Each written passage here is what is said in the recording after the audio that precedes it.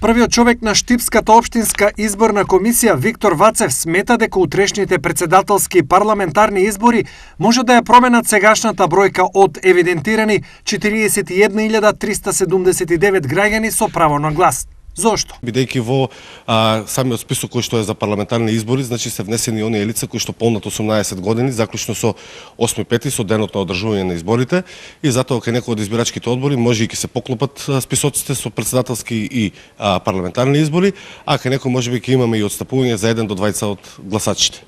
Дали има промена на бројот на болни и изнемоштени лица? Претходниот број беше, ако не се лажам, 158.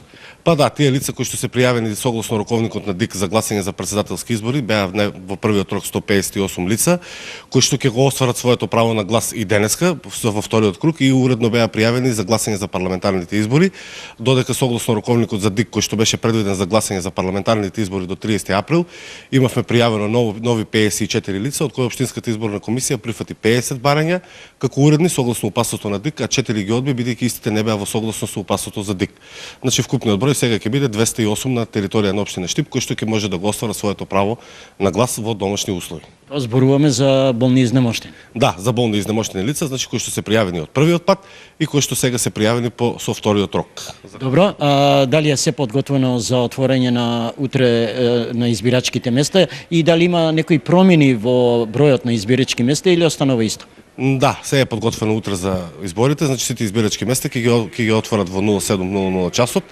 Промени нема во избирачките места, значи се уште имаме 80 избирачки места, колку што беа и претходниот пат на председателските избори. Што е со самата техника, со фингерпринтерите и слично?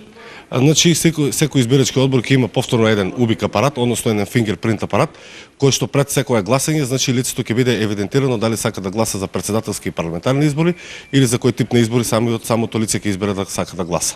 Добро, и на крајот само информацијата, кога точно ќе се знае колку гласале од овие две група на граѓани кои што имаат право на глас, дали тоа ќе биде со комплетно објавување со по утрешното завршување на гласањето? Па да, тие резултати ги објавуваме заедно утре со прибирањето на сите резултати од сите 80 избирачки места и во тие резултати со сите 80 избирачки места се внесуваат и овие лица кои што гласаат денеска, кои болни и немотни. Од СВРШ вела дека за утрешниот изборен ден се подготвени. Во име на раководството на секторот би сакала да пренесам честитки за колегите за максимално подготвеност, успешно да одговорат на предизвиците околу безбедноста на изборниот процес при спроведувањето на првиот круг од председателските избори 2024 со уверување дека и во вториот круг од председателските, односно првиот круг на парламентарните избори, што ќе се одржат утре, среда на 8 мај,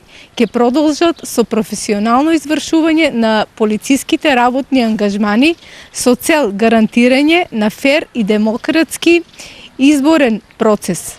Уште еднаш македонската полиција ќе се погрижи, преземајќи ги сите надлежности што се предвидени од изборниот законник, да им обезбеди на граѓаните слободно да го искажат својот глас без нарушување на избирачкото право.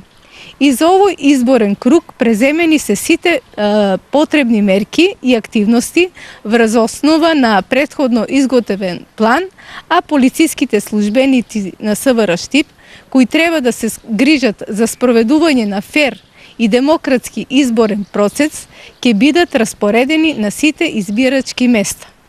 Воедно апелираме до граѓаните, доколку забележат евентуални незаконски активности во врска со изборниот процес или било каква злоупотреба на уставно загарантираното право, да пријават во полициска станица.